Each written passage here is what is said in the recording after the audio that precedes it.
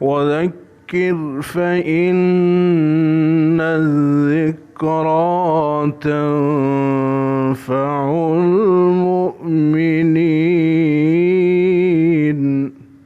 اور نصیحت کرتے رہیں، یقیناً یہ نصیحت ایمان والوں کو نفع دے گی۔ نحمدہ ونصلی علی رسولہ الکریم، اما بعد۔ السلام علیکم ناظرین، آپ دیکھ رہے ہیں Islamic daily news YouTube channel, اور آج کی اس ویڈیو میں ہم آپ کو بتائیں گے کہ ریاست پاکستان ریاست مدینہ طیبہ کا آئینہ دار تو ہے، لیکن ریاست مدینہ کی حقیقی اور عملی تصویر کس طرح بن سکتا ہے۔ چنانچہ ناظرین محترم،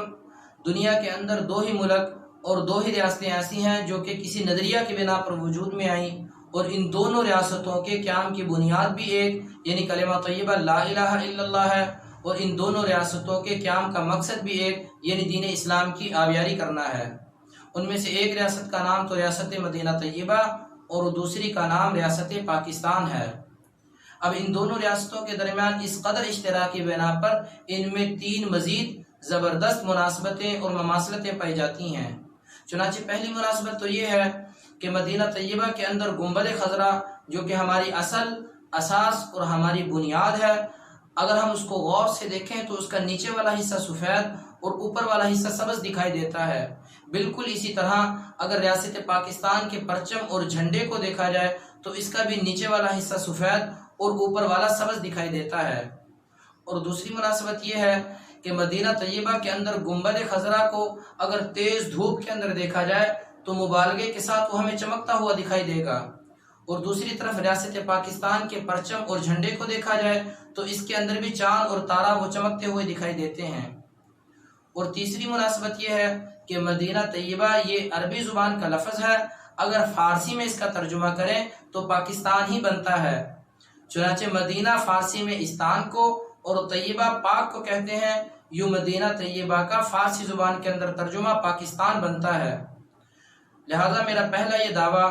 کہ ریاست پاکستان ریاست مدینہ کا آئینہ دار ہے، ان تینوں مناسبتوں کی وجہ سے بالکل صحیح اور سچا ثابت ہوا۔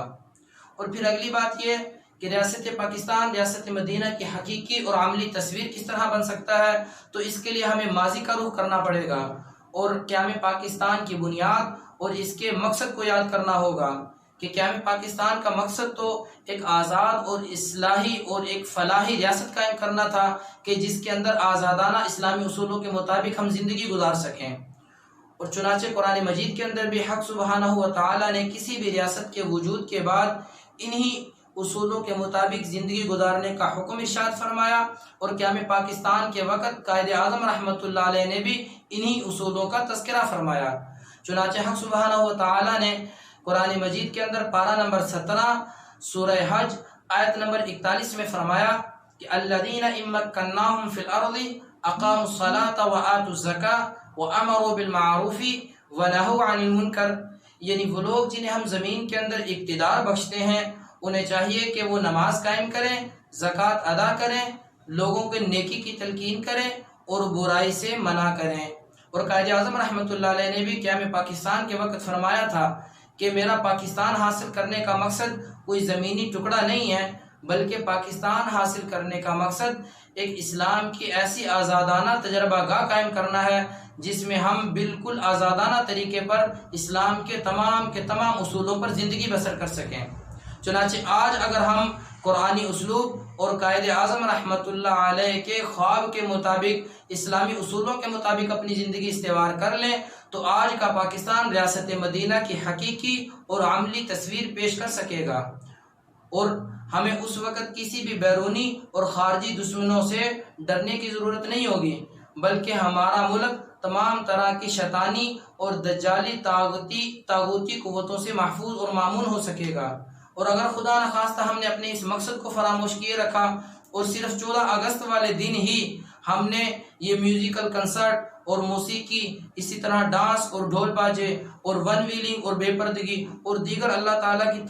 کی تمام نافرمانیوں کو وطن عزیز پاکستان کے اندر جشن آزادی اور اسی طرح وطن ملنے کی خوشی کے طور پر ہم نے تصور کر لیا اور 14 اگست کو منایا، تو پھر وہ دن دور نہیں کہ جب صفحہ ہستی سے پاکستان کا نام بھی مٹ سکتا ہے۔ اللہ نہ کرے ایسا ہو۔ اس لیے میری تمام ہم وطنوں سے یہی گزارش ہے کہ وہ قرآنی اسلوب اور قائد اعظم کے خواب کی تعبیر کرتے ہوئے اپنی زندگیوں کو قرآن و حدیث کے مطابق اور ان اصولوں کے مطابق استوار کرنے کی کوشش کریں، اور نہ صرف یہ کہ 14 اگست کو بلکہ سال کے 365 دنوں کو اللہ کی طرف سے آزادی کی نعمت سمجھ کر گزارنے کی کوشش کریں اور اللہ رب العزت کا شکریہ ادا کریں۔ جزاک اللہ۔